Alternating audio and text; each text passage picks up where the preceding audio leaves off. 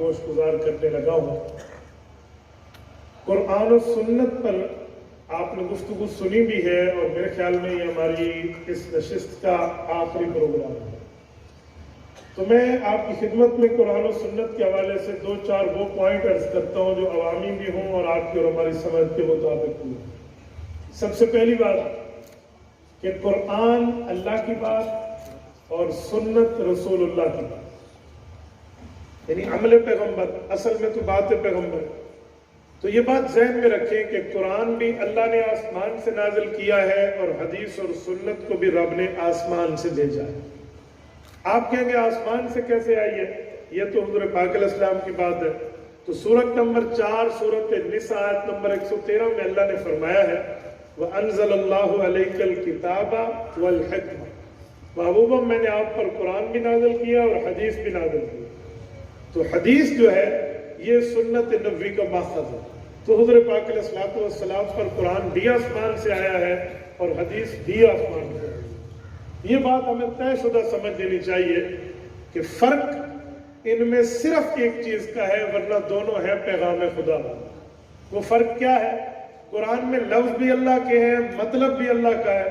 حدیث اور سنت میں لفظ رسول اللہ کے ہیں، مطلب مراد اللہ۔ اور قرآن و سنت میں ایک بات یہ بھی سمجھیں کہ جب ہم کسی مسئلے پر دلیل دیتے ہیں تو پہلے قرآن پھر حضور کا فرمان۔ دلیل دینے میں قرآن اول ہے، فرمان پیغمبر بعد میں، لیکن ایمان لانے میں قرآن بعد میں ہے، حدیث پاک پہلے ہے۔ میں ایک بار پھر کہہ رہا ہوں تاکہ آپ میرا جملہ سمجھ پائیں۔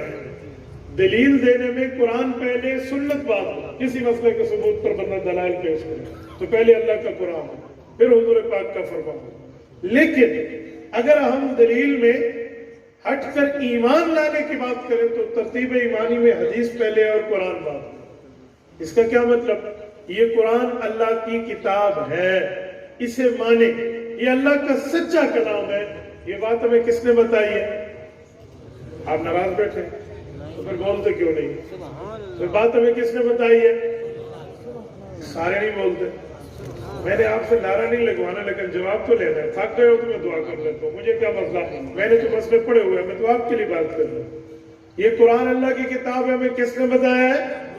رسول اللہ صلی اللہ علیہ وسلم۔ تو سر سر ہلے دے وے، سر 4 سیر دے، زبان 4 چھٹانک دی، 4 شارکاں دی، ایک کو ہلاور زیادہ سر چڑھا، سر نہ ہلائے، زبان ہلائے۔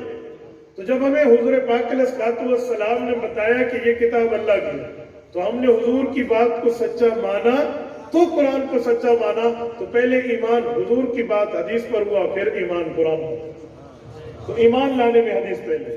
تیسری بات، حدیث پاک اور رسول اللہ کی سنت کی وہ اہمیت ہے کہ جو نہ مانے اسے قرآن بے وقوف کہتا ہے۔ جو حدیث نہ مانے وہ بے وقوف ہے۔ آپ کہیں گے دلیل؟ دوسرے پارے کا پہلا صفحہ، دوسرے لفظ میں اللہ نے جو بے وقوف کا جملہ فرمایا ہے وہ اس کے لیے فرمایا ہے جو پیغمبر کی حدیث کا منکر ہے۔ سَيَقُولُ السُّفَهَاءُ مِنَ النَّاسِ مَا وَلَّاهُمْ عَنْ قِبْلَتِهِمُ الَّتِي كَانُوا عَلَيْهَا۔ یہ ایک داستان ہے، ایک مکمل واقعہ ہے۔ معاملہ کیا تھا؟ رسالت مآب علیہ السلام مدینہ طیبہ میں، اور شمال، پاکستان کا شمال بنتا ہے بیت المقدس، اس طرف منہ کر کے نمازیں پڑھتے تھے۔ حضور پاک کے دل میں آیا اللہ ہمیں قبلہ بیت اللہ عطا فرما۔ تو رب کریم نے فرمایا قد نرى تقلب وجهك في السماء، ہم آپ کی اس تڑپ کو جانتے ہیں کہ جو آپ کہہ رہے ہیں قبلہ یہ ہو، فلنولینک قبلۃ ترضاها، ان قریب آپ کو آپ کا محبوب قبلہ ملے گا۔ بس یہ اللہ نے وعدہ کر لیا۔ ہوا کیا؟ بنو سلمہ کی مسجد ہے جسے مسجد قبلتین کہتے ہیں، رسول اللہ نماز ظہر میں 2 رکعت اس طرف پڑھا چکے ہیں، دوران نماز وحی آئی ہے فولی وجہ کا شطر المسجد الحرام، اللہ کے رسول نے 2 رکعت ادھر پڑھائی، 2 رکعت ادھر منہ۔ اب سنو، جب ادھر منہ کیا سب میں اعلان ہو گیا کہ اب تو قبلہ بدل گیا۔ مدینہ طیبہ میں لوگوں نے اعتراض کرنا شروع کر دیے، مسلمانوں کا قبلہ ایک طرف ٹھہرتے نہیں ہے، کبھی ادھر ہے اور کبھی ادھر ہے، ایک طرف ان کا قبلہ ہوتا۔ یہ سوال ہوا تو رب کریم نے جواب دیا، فرمایا وَمَا جَعَلْنَا الْقِبْلَةَ الَّتِي كُنْتَ عَلَيْهَا، محبوبم جس پر آپ پہلے عمل کر رہے تھے یعنی بیت المقدس کی طرف، وہ حکم بھی ہمارا تھا۔ وَمَا جَعَلْنَا، وہ حکم ہم نے دیا تھا، اور جس طرف اب منہ کیا ہے، یہ حکم بھی ہم نے دیا ہے۔ دریا خان ضلع بکر کے غیوروں میں آپ سے ایک سوال کرتا ہوں، پورے قرآن کو کھولیے، الحمد کی الف سے والناس کی سین تک دوہرا لیجئے، 114 سورتیں، 540 رکوع، 30 پارے، 120 پاؤ، 7 منازل، کسی ایک منزل میں نہیں ہے، کسی ایک پاؤ میں نہیں ہے، کسی ایک رکوع میں نہیں ہے، کسی ایک صفحے میں نہیں ہے، کسی ایک سورت اور پارے میں نہیں ہے کہ اللہ نے فرمایا ہو ادھر منہ کر لو۔ تو پھر اللہ نے کیوں فرمایا کہ حکم ہم نے دیا؟ تو جب رب نے ادھر والا حکم قرآن میں لکھا ہی نہیں ہے، دیا ہی نہیں ہے، قرآن میں موجود ہی نہیں ہے، بیت المقدس کی طرف منہ کیا، حضور نے کس بنیاد پہ؟ رب کہتے ہیں کنت علیہا، جس پر آپ پہلے تھے، وما جعلنا، ہم نے حکم کیا تھا، وہ حکم کہاں ہے؟ پورے قرآن میں نہیں ہے، لفظوں میں نہیں ہے۔ اب اس کے دو جواب ہیں، ایک اسلامیانہ ذہن ہے، ایک کافرانہ ذہن ہے۔ کافرانہ ذہن یہ ہے کہ یہ قرآن غلط ہے، اس میں صحابہ اور اہل بیت نے رد و بدل کر دیا ہے، لہٰذا وہ حکم نکال دیا۔ اسلامیانہ سوچ یہ نہیں ہے، مسلمانوں کی سوچ یہ نہیں ہے، اہل اسلام کا جواب اور ہے۔ وہ جواب کیا ہے؟ وہ مصطفیٰ پر بھی اعتماد ہے، جماعت مصطفیٰ پر بھی اعتماد ہے۔ وہ جواب یہ ہے کہ اللہ رب العزت اپنے حکم کو بعض اوقات قرآن میں نازل کرتے ہیں، بعض اوقات حضور کے فرمان میں نازل کرتے ہیں۔ یہ جو فرمایا وَمَا جَعَلْنَا الْقِبْلَةَ الَّتِي كُنْتَ عَلَيْهَا، محبوب ہم جہاں پہلے تھے وہ حکم بھی ہمارا ہے، جہاں اب ہو یہ حکم بھی ہمارا ہے۔ اب والا حکم ہے، پہلے والا قرآن میں نہیں ہے، وہ دراصل حضور نے اپنے فرمان میں دیا تھا، تو اللہ نے حضور کی بات کو اپنی بات کہا۔ یہ ایک ہی جواب، اس کے علاوہ ورنہ قرآن کریم کو محرف ماننا پڑے گا۔ حدیث پاک کی پوائنٹ پر چوتھا نمبر، چوتھا پوائنٹ حدیث اور سنت کی عظمت پر، وہ یہ ہے کہ ہم اگر حدیث پاک کی اہمیت دیکھیں تو قرآن کے ساتھ حدیث کی اہمیت یہ ہے کہ جو حدیث اور سنت کی اہمیت نہ مانے اللہ اسے فرعون بنا دیتے ہیں۔ آپ کہیں گے مولوی کو بد دعائیں دے رہے ہیں، فرعون بنا دیتے ہیں، کیا مطلب؟ سنو میں ایک جملہ کہہ رہا ہوں۔ حضرت موسیٰ علیہ السلام نے فرعون سے مقابلہ رکھا ہے۔ قرآن کریم بتاتا ہے حضرت موسیٰ علیہ السلام نے دعا مانگی، دعا کیا مانگی؟ رب اشرح لی صدری، اللہ مجھے میرا مذہب، میرا ایمان والا معاملہ مجھ پہ کھول دے، ویسر لی امری، اس کو پہنچانے کے اسباب دے دے، واحلل عقدۃ من لسانی، اللہ آپ کی بات کو عوامی لہجے میں سمجھانا دے دے، یفقہوا قولی، تاکہ دنیا میری بات سمجھے کہ میں نے بامحاورہ ترجمہ کیا۔ اور وہیں دعا مانگی، اے اللہ ہارون اخی، میرا بھائی ہارون بن عمران میرا بھائی ہے، تو موسیٰ کیا چاہتے ہو؟ اشدد بہ ازری، اللہ میری کمر مضبوط کر ہارون کے ذریعے، کئی نسبحک کثیرا، ہم مل کے آپ کی تسبیح کریں گے، ونذکرک کثیرا، ہم آپ کا اجتماعی ذکر کریں گے، جمع متکلم کثیر، اذکرہ کا نہیں ہے، وَنَذْكُرَكَ كَثِيرًا، یہ اجتماعی جو صوفیاء بٹھا کر ذکر کرتے ہیں، یہ ان دلائل میں ایک دلیل ہے۔ یہ جو شیخ تعلیماً سمجھاتا ہے کہ آپ نے پڑھنا ہے، تو وَنَذْكُرَكَ كَثِيرًا۔ اگلا جملہ رب نے فرمایا وَلَقَدْ مَنَنَّا عَلَيْكَ مَرَّةً أُخْرَىٰ، اے موسیٰ ہم نے آپ پر یہ دوسرا احسان کیا، لو تمہیں بھائی نبی بنا کے دے دیا، حضرت ہارون کو نبوت پہ لی۔ رب ہمارا کام کیا ہے؟ فرمایا اذهبا إلى فرعون إنه طغى، فرعون کے پاس جائیے، گفتگو کیسے کریں؟ فقولا له قولا لینا، نرم میٹھی پیاری زبان استعمال کرنا۔ اللہ فرعون کے ساتھ نرم زبان؟ فرمایا جی ہاں، لعلہ یتذکر، انداز تبلیغ یہ ہوتا ہے، ہو سکتا ہے وہ نصیحت پکڑ لے، او یخشا یا ڈر جائے۔ تو ابتداءً تو نرم گفتگو ہے، جہاد کا حکم تو بات میں ہے، لہٰذا نرم گفتگو شروع فرمائیے۔ فرعون کے پاس گئے ہیں، دعوت دی ہے، بات کی ہے، فرعون تکبر میں آیا۔ میں واقعہ نہیں سنا رہا، میں حدیث کی عظمت دے رہا ہوں، توجہ رکھنا، میں صرف ایک گراؤنڈ بنا رہا ہوں تاکہ میں حدیث کی عظمت سمجھا پاؤں۔ جب فرعون نے اعتراضات کیے اور کہا آپ تو جادوگر ہو، آؤ میں آپ سے آپ کا جادو کا مقابلہ کرتا ہوں، 70,000 بندے بلوائے، یوم الزینہ طے ہوا، میدان لگا، 70,000 بندوں جو جادوگر تھے انہوں نے رسیاں پھینکی، فَإِذَا حِبَالُهُمْ وَعِصِيُّهُمْ يُخَيَّلُ إِلَيْهِ مِنْ سِحْرِهِمْ أَنَّهَا تَسْعَىٰ، حضرت موسیٰ پر یوں جادو کا اثر ان لوگوں نے ڈالنے کی کوشش کی کہ انہیں لگے یہ رسی نہیں ہے، سانپ ہے اور چل رہا ہے۔ 70,000 اسلحے انہیں نقلی بنائے، حالانکہ جو حقیقت پر مشتمل نہیں تھے وہ انہیں جھوٹے بنائے۔ تو جب یہ بنا دیے، اگلا جملہ سنیں کیا ہوا؟ حضرت موسیٰ علیہ السلام کو رب نے فرمایا یا موسیٰ لا تخف، خوف مت کھائیے، انک انت الاعلی، آپ کامیاب رہیں گے، والق ما فی یمینک، آپ اپنے دائیں ہاتھ میں جو آپ کے ہے یہ عصا کو نیچے پھینکیے۔ اللہ کیا ہوگا؟ فرمایا تلقف ما صنعوا، یہ سب کچھ کھا کے ایک لقمے میں فارغ ہو جائے گا۔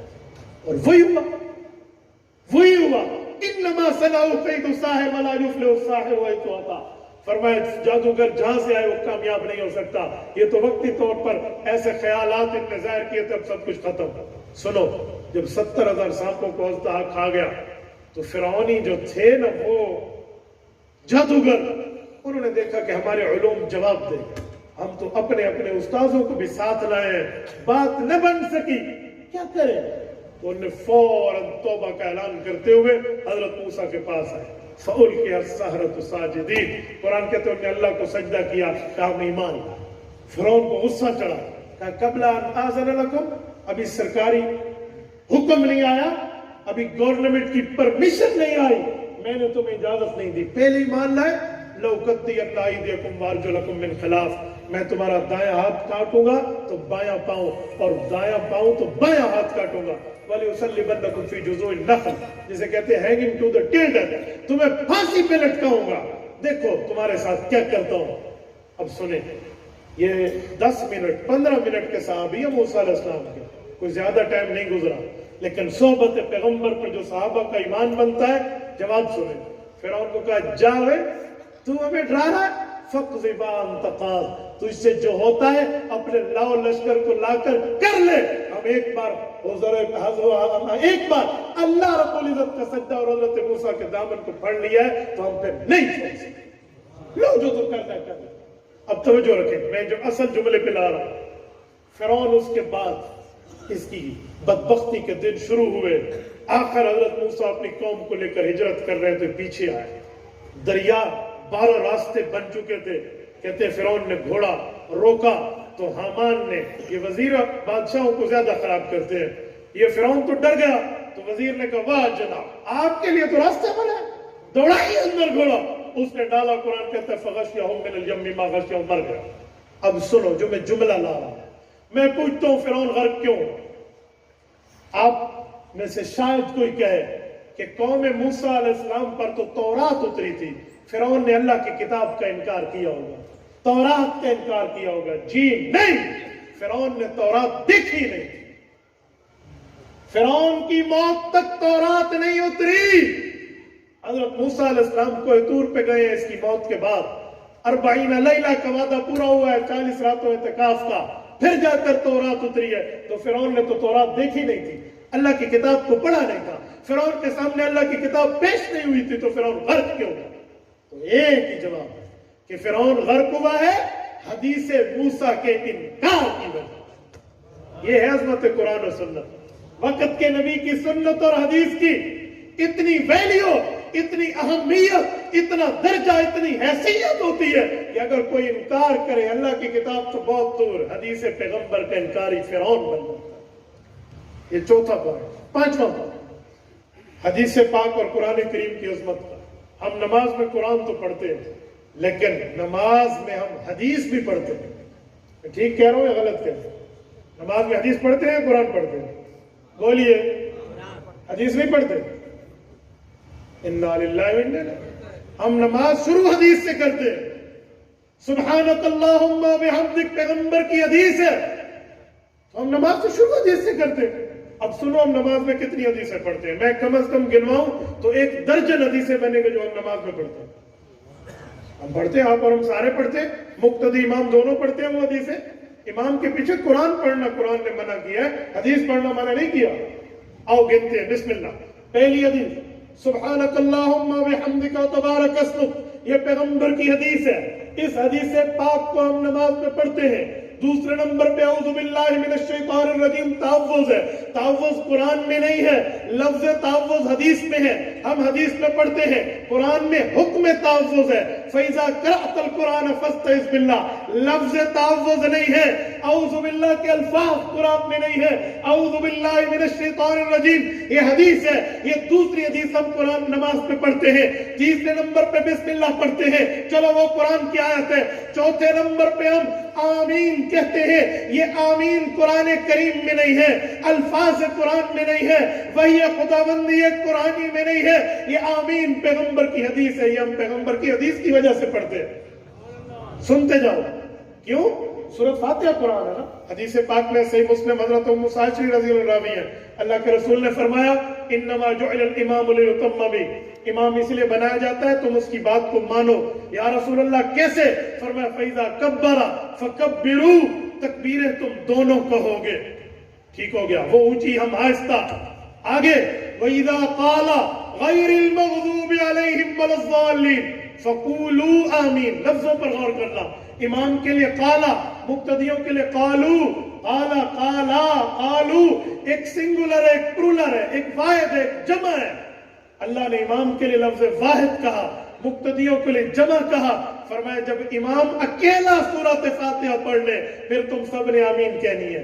पता चला सूरत फातिहा अकेले इमाम के जिम्मे है, वरना हुजूर फरमाते वइज़ा कुलतुम वलज़्ज़ालिन, कुलतुम नहीं है, वइज़ा काला, जब अकेला इमाम पढ़ ले फिर तुमने आमीन कहना है। तो आमीन हम इस हदीस की बुनियाद पे नमाज में कहते हैं। चौथी हदीस, तीसरी हदीस बल्कि, अब तवज्जो रखना। चौथे नंबर पर आइए, हम सुबहान रब्बियल अज़ीम, साथ में भी हम नहीं पढ़ लो ठीक है, न पढ़ो ठीक है, ये हम पैगंबर की हदीस की वजह से पढ़ते हैं। समी अल्लाहु लिमन हमिदा पांचवें नंबर पे, ये हम पैगंबर की हदीस की वजह से पढ़ते हैं, कुरान में नहीं है। रब्बाना लकल हम्द छठे नंबर पे हम पैगंबर की हदीस पढ़ते हैं, ये कुरान में नहीं है। सातवें नंबर पे पहले सजदे की तस्बीहात, दूसरे सजदे की तस्बीहात, दोनों सातवें नंबर कर लें। सुबहान रब्बियल आला व बिहम्दिही कुरान में नहीं है, ये हुजूर की हदीस में। आठवें नंबर पे दो सजदों के दरमियान पढ़ा जाता है रब्बिग़फिरली वरहमनी, ये मुस्तहब भी है, मसनून भी है, ये हदीस की वजह से हम पढ़ते हैं। नंबर 9 पूरी अत्तहियात, अत्तहियातु लिल्लाहि वस्सलावात कुरान में नहीं है, ये पैगंबर के फरमान में है, ये हदीस हम नमाज पे पढ़ते हैं। 9वें नंबर, 10वें नंबर पर आइए, अल्लाहुम्मा सल्ली अला, अल्लाहुम्मा बारिक, ये हम नमाज में हदीसें पढ़ते हैं, दरूद के अल्फाज कुरान में नहीं है, हुजूर की हदीस में है। 11वें नंबर पे रब्बी जल्दी पढ़ो तो आयत है, लेकिन अल्लाहुम्मा इन्नी ज़लमतु नफ्सी ज़ुल्मन कसीरा भी जायज़ है, हज़रत अबू बकर की रिवायत है रज़ी अल्लाह अन्हु, ये हम हदीस पाक की बुनियाद पे पढ़ते हैं। और 12वें नंबर पे अस्सलामु अलैकुम व रहमतुल्लाह, अस्सलाम अलैकुम, हुजूर की फरमान की वजह से पढ़ते हैं। तो आप बताइए, ये एक दर्जन हदीसें हम नमाज में पढ़ते हैं। और मैंने आपसे पूछा, आपने कहा नमाज में कुरान पढ़ते हैं? बाबा हम नमाज में कुरान भी पढ़ते हैं, हुजूर का फरमान भी पढ़ते हैं, तब जाकर नमाज मुकम्मल। ये 5वें नंबर पे हदीस की वैल्यू है। 6ठे नंबर पे पैगंबर करीम की हदीस की वैल्यू ये है कि जो बंदा पैगंबर की हदीस का इनकार कर, पैगंबर की हदीस पर झूठ बोले, उसको मेरे पाक पैगंबर के खिलाफ दुआ लगेगी। बद्दुआ नहीं कहते कि हुजूर का कोई अमल बद नहीं है, उसके खिलाफ दुआ करें। हुजूर पाक की एक दुआ इस बंदे के खिलाफ मानी जाएगी, वो क्या है? हुजूर ने फरमाया मन काला, जिस शख्स ने मन कज़ब अलैहि मुतअम्मिदन फल्यतबव्वा मक़अदहु मिनन नार, 70 सहाबा से मरवी है, ये हदीस मुतवातिर है। और मैं जिस शख्स ने मेरे ऊपर झूठ बोला, रब ने उसका घर जहन्नम में बना लिया। ये पैगंबर की हदीस का इस वैल्यू की हैसियत पर 7वां पॉइंट। और मेरे दोस्तों, मैं अर्ज करने लगा हूं हदीस पाक की बुनियाद पे कि पैगंबर करीम की हदीस की इतनी अहमियत, इतनी वैल्यू है, इतना मर्तबा है कि अगर कोई हदीस पाक के अल्फाज को तब्दील भी करे तो पैगंबर तब्दील नहीं करने देते। जामे तिरमिज़ी जल्द नंबर 2 बाब दावा, हजरत उस्मान इब्न हुनैफ रज़ी अल्लाहु अन्हु रावी है। एक शख्स को हुजूर ने फरमाया दुआ पढ़ो, उसने दुआ पढ़ी, उसमें भी नबी जी था, उसमें भूल के बेरसूलिक पढ़ा। लफ्जों का मतलब में तो कोई फर्क नहीं है, नबी और रसूल का इतलाक एक दूसरे पे हो ही जाता है, लेकिन हुजूर ने फरमाया नहीं, वही पढ़ जो मैंने कहा। इससे पता चला अल्फाज पैगंबर पर भी अल्लाह रब्बुल इज्जत की तरफ से पहला। 8वां नंबर उठाइए, हदीस पाक का मर्तबा और वैल्यू इतना है कि हुजूर पाक अलैहिस्सलातु वस्सलाम की हदीस सहाबा किराम लिखते थे। सुने, मैं हदीस पाक पढ़ने लगा हूं।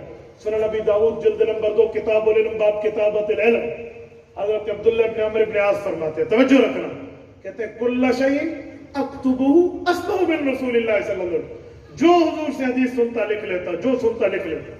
فنہتنی قریش کے اجلہ صحابہ نے مجھے روکا اور مجھے کہا ورسول اللہ بشر یتکلم فی الغضب والرضا، اللہ کے رسول کبھی بطور غصے میں کوئی جملہ فرما دے، کبھی بطور تنبیہ کرتے ہوئے کسی کو فرما دے، کبھی بطور فطرت کوئی جملہ فرما دے، تو ہر حدیث لکھ لیتا ہے. ہر حدیث نہ لکھ، صرف مسئلے والی بات لکھ، عقیدے والی بات لکھ، ہر بات نہ لکھ.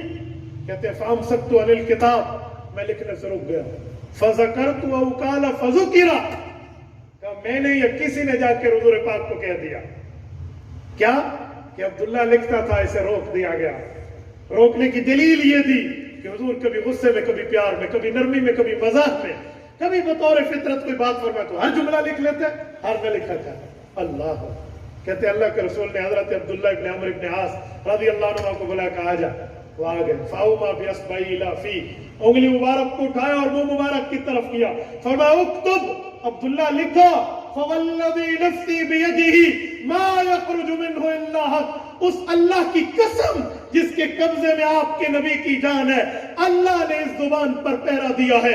میں غصے میں بولوں، پیار میں بولوں، تنبیہ میں بولوں، مزاح میں بولوں، بطور فطرت بولوں، بطور آداب بولوں، حق کی حق بولوں. لکھ لو، اس پر کوئی مسئلہ نہیں. حضرت عبداللہ نے لکھنا شروع کر دیا. یہ پیغمبر کریم کی حدیث کی 8ویں نمبر پر عظمت. 9واں نمبر آ گیا. پیغمبر کریم کی حدیث پاک کو بیان کرنے کا حکم تو اللہ کا قرآن دیتا ہے. یہ استدلال میرا نہیں، علامہ شبیر احمد عثمانی رحمہ اللہ کا فضل الباری میں وہ فرماتے ہیں رب کریم نے سورۃ والضحیٰ سورۃ نمبر 93 اتاری ہے. والضحیٰ واللیل اذا سجا ما ودعک ربک وما قلا، کا ادھر پیغمبر کریم کے اوپر 3 انعام اور 3 انعامات کے جوابات نازل کیے. میں کوئی سورت کی تفسیر نہیں سنا رہا، میں خلاصہ دے رہا ہوں. 3 اور 3 6 بات کر کے 11ویں نمبر کی آخری آیت پہ رب کریم نے انعامات کے جواب میں ایک جملہ فرمایا وَأَمَّا بِنِعْمَةِ رَبِّكَ فَحَدِّثْ، محبوب جو ہم نے آپ پر نعمتوں کی بارش کی ہے اس کو اپنی حدیث کی شکل میں امت تک پہنچائیے. 10ویں نمبر پہ پیغمبر کی عظمت حدیث کی. آؤ میرے دوستو، آپ اور ہم بھی بن سکتے ہیں. آپ اور ہم بھی اس فیض پہ آنا چاہیں، خدا کی قسم یہ فضیلت ہمیں بھی مل سکتی ہے اور ہماری نسلوں کو بھی مل سکتی ہے. یہ مدارس، یہ مساجد، یہ مکاتب اسی وجہ سے ہے کہ اس چیز میں لوگ شامل ہو. وہ کیا ہے؟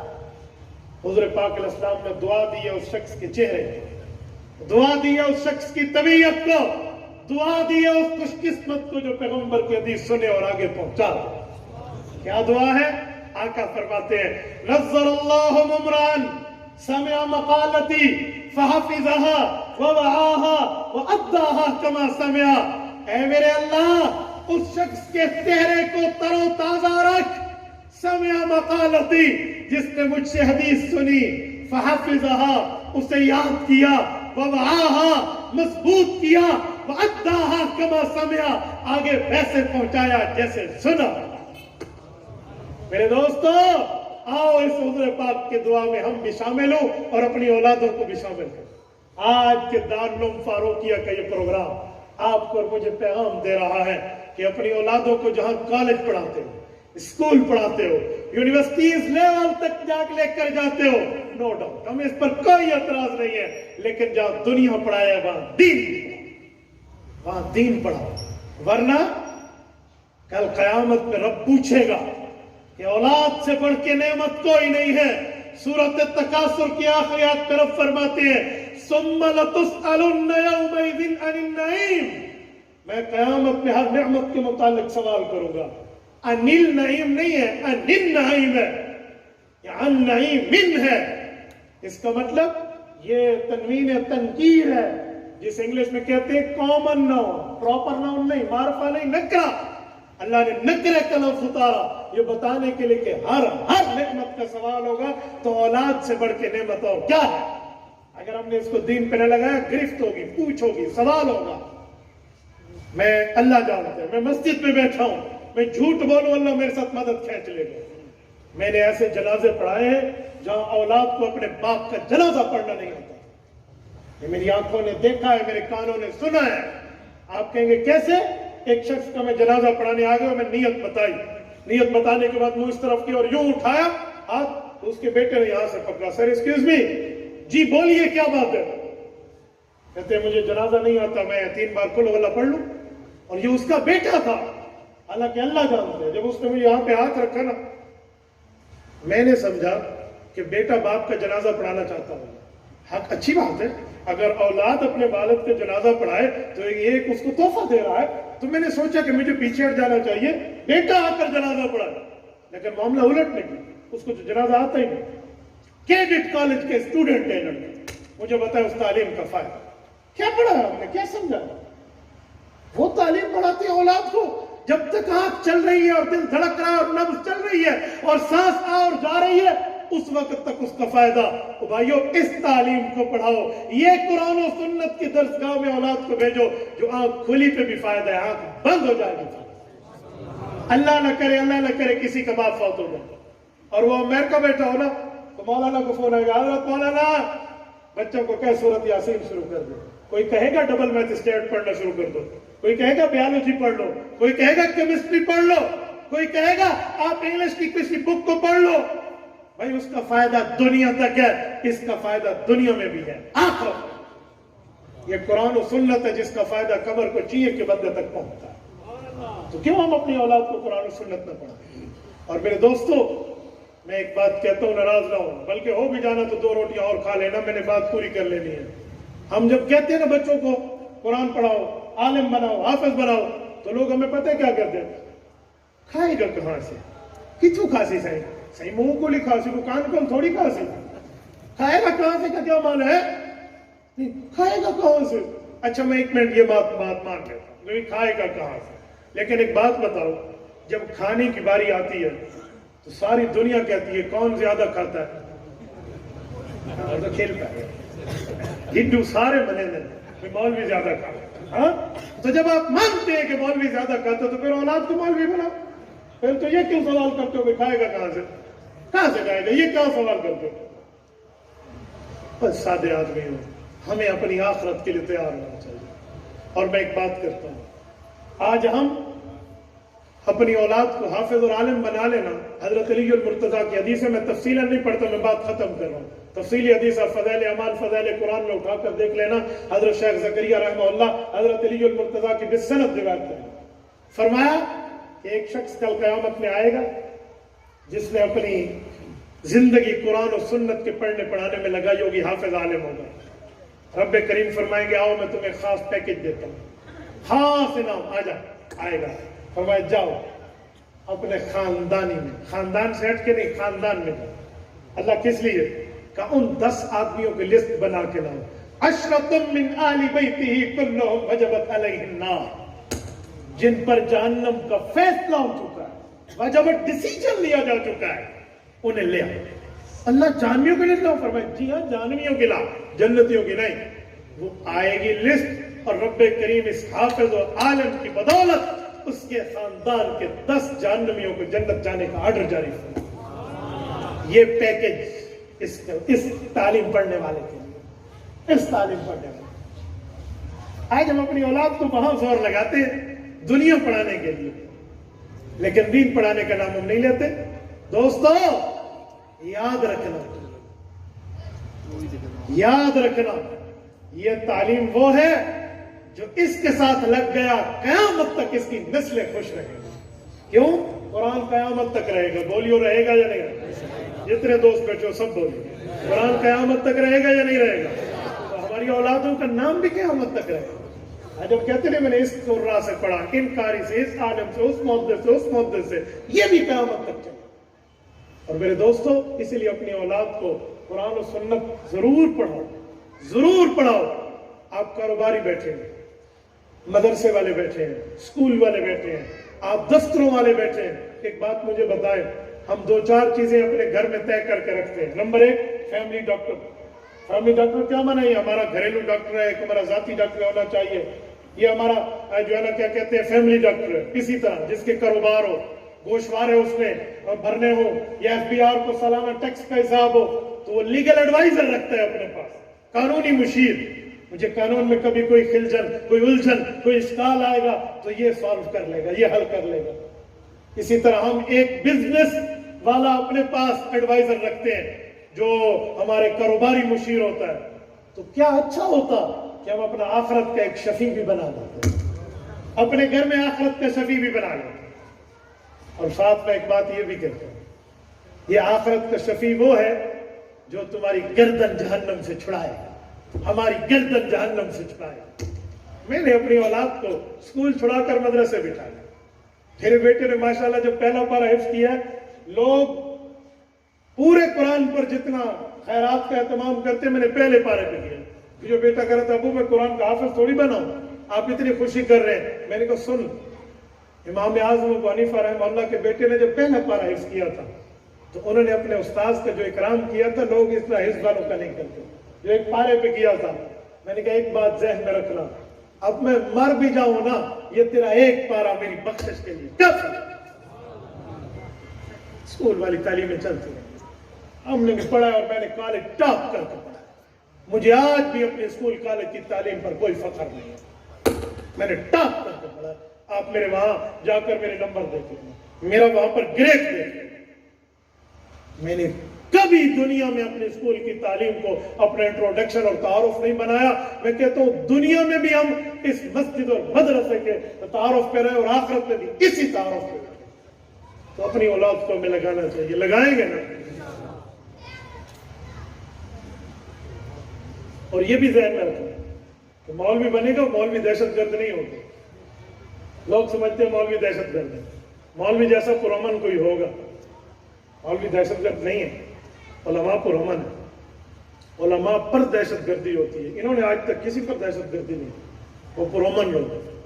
اور سنو، ایک جملہ میں آپ کو سمجھاتا ہوں۔ مسئلہ یہ ہے کہ آج ہم نے دین کو وہ سمجھا ہوا ہے جو ہماری سمجھ کے مطابق ہے، ہم دین کو وہ سمجھے جو حضور نے بتایا۔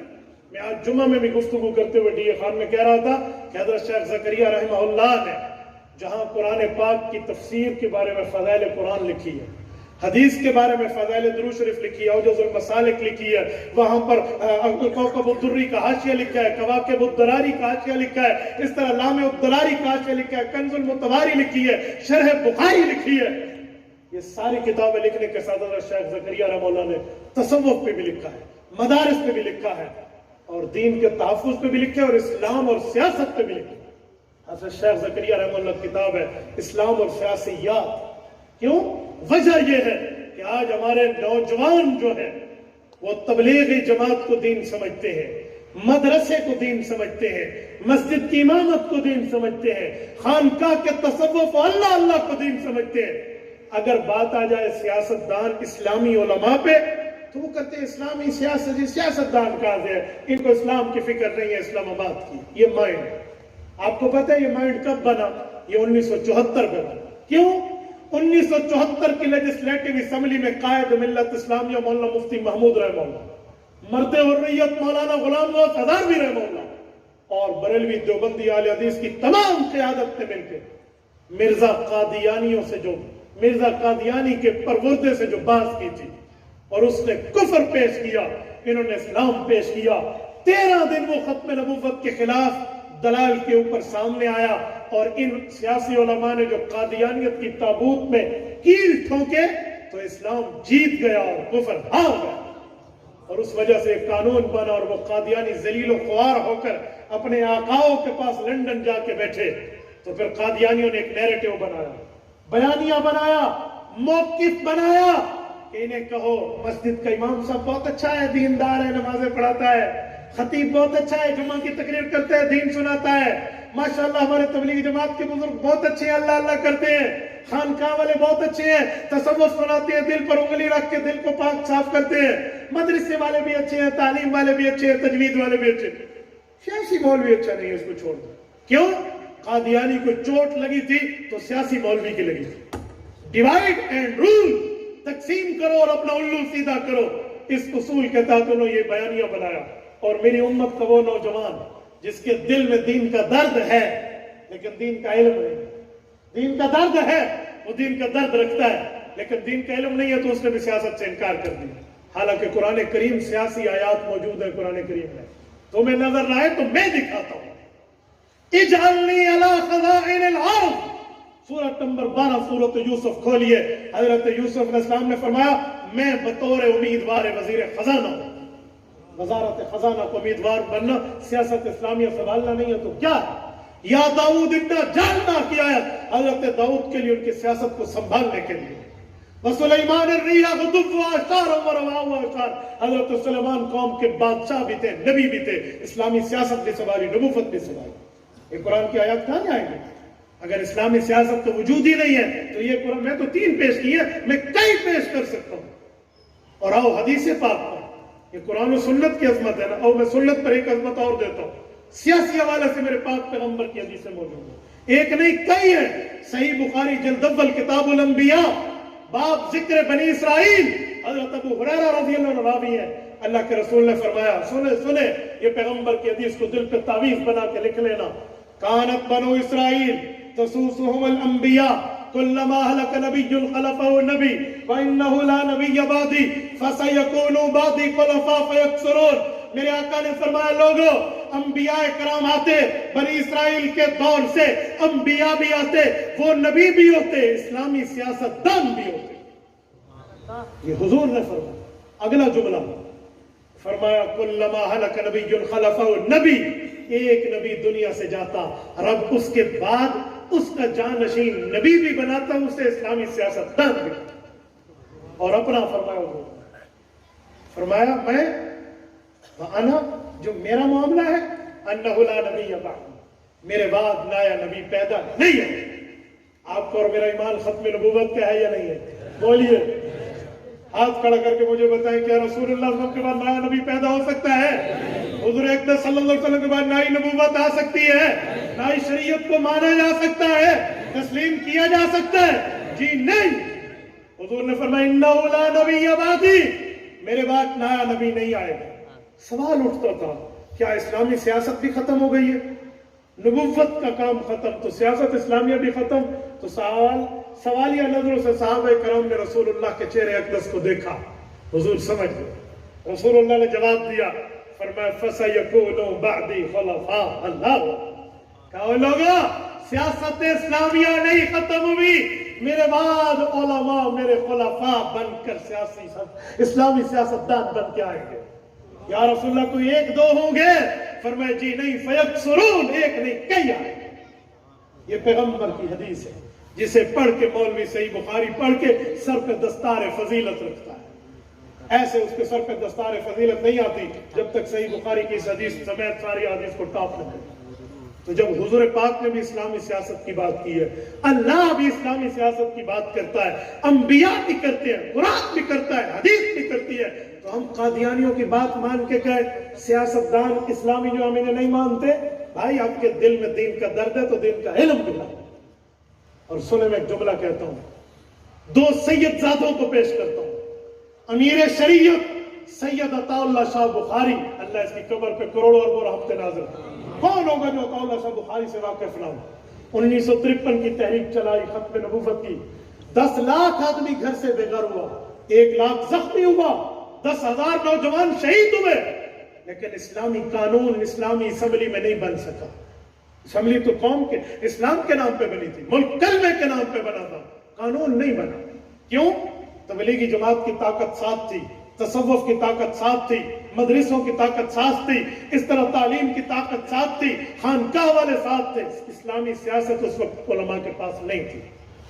ایک اور سید آئے، محدث جلیل سید یوسف بن نوری رحمہ اللہ، اس نے 1974 میں تحریک چلائی، دوبارہ قادیانیت کے خلاف تحریک چلی. کوئی 10 لاکھ آدمی گھر سے بے گھر نہیں ہوئے، کوئی 1 لاکھ زخمی نہیں ہوا، کوئی 10,000 جوان شہید نہیں ہوئے، لیکن اسمبلی میں قانون بن گیا. کیوں بنا؟ اس وقت علماء کے پاس اسلامی سیاست والی طاقت تھی. مفتی محمود جیسا مفکر اسلام تھا، مولانا غلام غوث ہزاروی جیسا مرد حریت تھا، اور باقی تمام مسالک کے علماء ان کے ساتھ تھے. یہ بن گیا. تو آپ مجھے بتائیے اسلامی سیاست کتنی ضروری ہے؟ لوگ میں کہتا ہوں سنو، نہیں چل سکتے نہ چلو، ان کے لیے دعا ضرور کرو. مجھے اس مولوی پہ حیرانگی ہوتی ہے جو مدرسے کو دین سمجھتا ہے، یا مدرسہ بناتا ہے یا مدرسوں والوں کے لیے دعا کرتا ہے. ٹھیک ہے بھائی. خانقاہ کو دین سمجھتا ہے یا خانقاہ چلاتا ہے یا خانقاہوں کے لیے دعا کرتا ہے. ٹھیک ہے بھائی. تبلیغی جماعت میں خود چلتا ہے, دین ہے, چلنا چاہیے, یا نہیں چلتے تو دعا تو کرو ان لوگوں کے لیے جو گلی گلی اللہ کا نام لے کر اپنی جان, اپنا مال, اپنا وقت لے کر گھوم رہے ہیں, تو دعا کرتا ہے. ٹھیک ہے بھائی. لیکن سیاستدان اسلامی جب آتا ہے, نہ ان کے ساتھ چلتے ہیں نہ ان کی تائید کرتے ہیں. کیوں؟ یہ پیغمبر کی میراث نہیں ہے, یہ نبی کا طریقہ نہیں ہے, یہ شریعت کا حصہ نہیں ہے. اس کے لیے کیوں دعا نہیں کرتے؟ یا تو ساتھ چل, اگر جرت نہیں ہے تو پھر کم از کم دعائیں تو ضرور کر. میں اس دن سندھ میں یہ ختم بخاری میں سینکڑوں علماء بیٹھے تھے. میں نے کہا پگڑیوں والوں علماء مجھے ایمان سے بتا, تمہارے سر پر پگڑی, تمہارے چہرے پر داڑھی, کیا تبلیغ, کیا تدریس, کیا تصوف, کیا تعلیم, کیا تدریس اور کیا مسجد و مدرسے کا کام دین ہے؟ کہ جی ہاں. تو میں نے کہا اسلامی سیاست کی آیات نہیں ہے, احادیث نہیں ہے, تو پھر اسے بیان کیوں نہیں کرنا چاہیے؟ اسے بیان کیوں نہیں کرنا چاہیے؟ اور سنیں میں ایک جملہ کہتا ہوں, یہ پیغمبر کی میراث ہے اور یہ ہوگا. مجھے ایک شخص نے ایک دن کا, مفتی صاحب بہت اچھے بیانات کرتے تھے, اللہ رسول کی بات سناتے تھے. کیا ہو گیا آپ کو؟ اسمبلی جانے کا شوق ہے, کیوں خواہ سے یہ بات کرتے ہو؟ میں نے کہا مجھے ایک بات بتاؤ, یہ جو بات کرتا ہوں اس میں کوئی آیت حدیث بھی پڑھتا ہوں؟ کہتے ہاں آیت حدیث تو ہے. تو میں نے کہا پھر میں نے اب دین چھوڑ دیا. بھائی پہلے تیری کان تک پوری بات نہیں پہنچی تھی, اب تیری کان تک پورے دین کا مسئلہ پہنچ رہا ہے, تو خوش ہو جاتا. مجھے کہتے ہیں نا مولانا یہ سیاستدانوں کا گندلا میدان ہے, آپ نہ جاؤ وہاں. میں نے کہا ادھر یہ پتہ ہے گندلا کیوں ہوا؟ کہتے کیوں؟ میں نے کہا تجھ جیسے سادھے توریوں نے بیٹھ کر علماء کو ووٹ نہیں دیا, بھی گندلا میدان ہے, ان کو آگے نہ بھیجے, اس لیے وہ گندے سے گندا ہوتا گیا. تو علماء کو منتخب کر کے وہاں بھیجتا, وہ صاف اور پاک ہے. پھر کوئی ہم سے سوال کرتا آپ جمعیت علماء کی بات کرتے ہیں, آج تک ان نے دین کے لیے کیا کیا؟ میں نے کہا جی وہاں 300 MNA بیٹھے ہیں, آپ نے ہمیں زیادہ سے زیادہ 15 MNA دیے ہیں. چھری دے کر کہتے ہو جاؤ جنگل کاٹ لاؤ. چھری اور چاقو سے جنگل کٹتا ہے. تم ہمیں ورلڈ فنڈ میں جاتی دو. پھر دیکھو میں کراچی تھا, مجھے ایک وہاں کے قوم پرست بندے نے کہا, بوڑھے آدمی تھے, سفید داڑھی تھی ان کی, کیا کیا مولانا نے دین کے لیے؟ میں نے کہا تو نے ووٹ کراچی سے ان کو کتنے دیے ہیں؟ اب تو وہ بغلیں جھانکنے لگا. میں نے کہا تیرا حق بنتے سوال کرنا. ہاں ہاں, جو علماء کرام کو طاقت دے کر بھیجے گا تو وہ کام کریں گے. نہ بھی ہوا نا جیت, تو میرا ووٹ ادھر گیا ہے علماء کے پاس, فرشتے تو لکھ لیں گے. میرا وزن 1 کلو ہے یا 1 من ہے, وہ اہل حق کے پلڑے ہیں. اور میں بات کر رہا تھا علماء پر امن ہے. قائد ملت اسلامیہ مولانا الرحمان دامت برکاتہم 2019 میں کراچی تا اسلام آباد 1,500 کلومیٹر میں لاکھوں بندوں کو آزادی مارچ میں لے کر آئے ہیں. نہ کسی ایک دکان کا گملہ ٹوٹا ہے, نہ کسی ایک دکان کا شیشہ ٹوٹا ہے. میٹرو بھی جاری تھی اور ایمبولینس کو بھی راستہ ملا. اس سے زیادہ پرامن آپ کہاں دکھاؤ گے؟ اور اگر میں سوال کروں کہ مدارس دین ہے, اس کو چلانے والا سب سے بڑا مدارس کا قائد کون ہے, تو آپ مولانا مفتی محمد تقی عثمانی دامت برکاتہم کا نام لوگے, جو وفاق المدارس کے صدر ہیں. اگر میں آپ سے پوچھوں تبلیغی جماعت دین کا کام ہے, اس کو چلانے والے کون ہیں, آپ رائمنڈ اور بستی نظام الدین کا نام لوگے. وہاں سے ہمارے اکابر نے کام کیا, میں کہوں گا جی ٹھیک ہے. اگر میں پوچھوں کہ مجھے بتاؤ دین کے میدان میں خانقاہوں کے لیے بڑی بڑی خانقاہوں کے نام لو. ابھی حضرت خواجہ خواجگان رحمہ اللہ کی نشانی گئے ہیں, آپ حضرت خواجہ صاحب کا نام لوگے, آپ خانقاہ حلیجوی کا نام لوگے, خانقاہ بیر شریف کا نام لوگے, پیر ذوالفقار احمد نقشبندی دامت برکاتہم کا نام لوگے, مولانا عزیز الرحمن ہزار پیر رحمہ اللہ کا نام لوگے, آپ پیر محمد شاہ قریشی دامت برکاتہم کا نام لوگے. اس طرح بزرگوں کے نام. بھئی یہ سیاست, یہ اسلامی خانقاہ سنبھالے ہوئے. اور اگر میں پوچھوں کہ پیغمبر کی میراث سیاست کو اس دھرتی پر کون سنبھالا ہوا ہے, تو پھر اللہ نے جرت دی ہے تو زبان سے نام لیجیے. بولیے بولیے, کھلا مطلب بات کریں نا, یہ بھی پیغمبر کی میراث سنبھالے. نعرہ تکبیر, نعرہ تکبیر, شان اہل بیت, جمعیت علماء اسلام, جمعیت علماء اسلام, قائد جمعیت مولانا فضل الرحمان, نعرہ تکبیر. اور میں بڑے ہوش سے کہہ رہا ہوں, کسی جوش سے نہیں, بڑے ہوش سے. مولانا کو رب نے جو طاقت دی ہے نا, اسلامی طاقت جو شخص کے پاس ہے نا, وہ آپ نہیں جانتے, وہ جانتا ہے, وہ دشمن جو بیٹھا ہے. 2013 کے الیکشن میں قادیانیوں کا جو موجودہ خلیفہ ہے 5واں قادیانی کا پوتا مرزا مسرور بیٹا ہے مرزا طاہر کا، وہ بیٹا ہے مرزا ناصر کا، وہ بیٹا ہے مرزا بشیر الدین محمود کا، وہ بیٹا ہے مرزا غلام احمد قادیانی کا۔ ملعونین، یہ وہ لوگ ہیں۔ اب جو 5واں پوتا اس کا بیٹا ہے، پوری دنیا کا ہیڈ آف ڈپارٹمنٹ ہے، وہ 2013 کے الیکشن میں کہتے ہیں کہ مجھ سے پی ٹی آئی نے ووٹ مانگا تو میں نے انہیں کہا کہ تم میرے لیے کچھ نہیں کر سکتے جب تک یہ پگڑی والا، مولانا فضل الرحمان کی طرف اشارہ کر کے کہ جب تک یہ پگڑی والا اسمبلی میں دال نہیں گلنے دے گا۔ اور میں نے کہا سن القادیانی، قیامت تک اسلام بھی رہے گا، قیامت تک اسلام بھی رہے گا، قیامت تک پاکستان بھی رہے گا، اور ختم نبوت کا قانون بھی ہوگا، کوئی نہیں توڑ سکتا۔ مولانا کی طاقت 7 سمندر دور بیٹھا وہاں پر آئے تو آل حق کے ساتھ ہونا چاہیے بھائی، ہمیں آل حق کے ساتھ ہونا چاہیے۔ کراچی تا خیبر ایک شیخ الحدیث نہیں ہے جو مولانا فضل الرحمان کا مخالف ہو، ایک شیخ طریقت نہیں ہے کسی خانقاہ کا جو مولانا کا مخالف ہو، کوئی ایک مفتی نہیں ہے جسے دنیا مفتی باندھتی ہو، اس کے فتوے کو ویلیو دیتی ہو جو مولانا کا مخالف ہو۔ جب سارے یہاں ہیں، عوام کی عقل ان سے زیادہ آ گئی ہے، ماں کو دھی سیانی تے ردے پکے گتے پانی، عوام کو زیادہ پتا ہے، علماء کو نہیں پتا۔ اور یقین مانیے ہماری قیادت کو جو رب نے ویلیو دی ہے نا، میں نے کہا مولانا اسمبلی میں ہوتے نا تو ایک جماعت کی قیادت کر رہے ہوتے، تم نے انہیں اسمبلی سے باہر رکھا ہے، وہ پوری قومی قیادت کر رہا ہے، پوری قومی قیادت کر رہا ہے۔ یہ عدم اعتماد پیش ہوا نا تو میرا رابطہ ہوا نہیں، ورنہ میں مولانا سے کہتا میں حضرت 2 4 5 دن صبر کر کے پیش ہوں، ہمیں ان پہ روتا دیکھ رہے ہیں، مزہ آتا ہے اللہ کی قسم، ایسے رو رہے ایسے تڑپ رہے، کہا ہی نہیں حق ہے، ایک قانونی حق ہے، اس پر بات کرنے کا کیا اعتراض۔ میں کچھ دنوں پہلے کوٹدو میں بات کر رہا تھا، مجھے پرچی آئی، مولانا مسجد میں بیٹھ کے بات کرتے، میں نے کہا جی ہاں، جب میں سیاست کو اسلامی سمجھتا ہوں تو پھر مولوی مسجد میں بات کرے گا، سینما میں نہیں کرے گا، یا تو کہیں یہ پیغمبر کی میراث ہے، یا ہے پیغمبر کی میراث تو میں مسجد میں کروں گا، میں منبر پہ کروں گا، ورنہ کل کوئی کہہ دے مولانا بکر صاحب ریلوے لائن پر چل رہی تھی تو مولانا کہیں گے بھائی ریلوے لائن پہ چلتی ہے، موٹر وے پہ نہیں چلتی، تو مولوی ممبر پہ دین بتائے گا، سینما میں کیا بتائے گا۔ تو میں نے کہا یہ ہمیں بات نہیں ہے کہ آپ ہمیں اس طرح کی بات کریں۔ اور پھر جو رات ان لوگوں نے وحشیانہ میرے علماء کی پگڑیوں کی توہین کی، یاد رکھو، نیازی کو بھی میں کہتا ہوں، شیخ رشید کو بھی کہتا ہوں، اللہ نے ہماری زندگیاں رکھی، میں اس پگڑیوں کی توہین کے بدلے ہم لے کے آئے۔ تمہیں پیغمبر کی پگڑی کا پاس نہیں ہے؟ میں نے رات بھی کہا، میں اب بھی کہتا ہوں اسلام آباد کی پولیس کو، سنو، تم ریاست کے نوکر، تم نے ریاست سے تنخواہیں لینی ہے، تم نیازی اور شیخ رشید کے ذاتی نوکر نہیں ہو۔ تمہاری اگر پھول کندھوں پہ لگے ہوئے یہ قابل احترام ہے تو 1,00,000 گنا کروڑ گنا بڑھ کے پیغمبر کی سنت اس سے قابل ہے۔ مولانا جمال الدین کی پگڑی کے ساتھ جو تم نے کیا تمہیں حساب دینا، اور انشاءاللہ تعالیٰ ہم حساب لیں گے۔ یہ کوئی بات ہے تم پیغمبر کے وارث کی پگڑی کو یوں اچھال کے پھینکو؟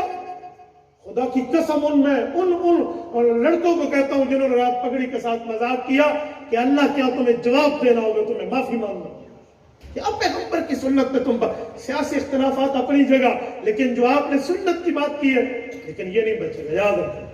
رات صرف ایک اعلان ہوا حضرت مولانا کو، پاکستان لیول 1 گھنٹے میں بند ہو گیا، نیازی کی ٹانگیں کانپ رہی تھی کہ آج میں نے دیر جانا ہے جلسے کے لیے، سارا پٹھانوں کا ایریا ہے، مالکن ڈویژن ہے، اور رات ایک بندہ نہیں تھا احمد موٹر وے پہ، اگر یہی ہوا تو میرا جلسہ ناکام ہو جائے گا۔ سانپ سونگ گیا ہے، کل بندے چھوڑ کے جی ساری معافی سے بول کے ساری کوئی غلطی تھی، کسی کو بچاؤ جیسے انشاءاللہ آگے دیکھیے ہوتا ہے کیا۔ اقول قولی ھذا واستغفر اللہ وآخر دعوانا ان الحمد للہ رب العالمین۔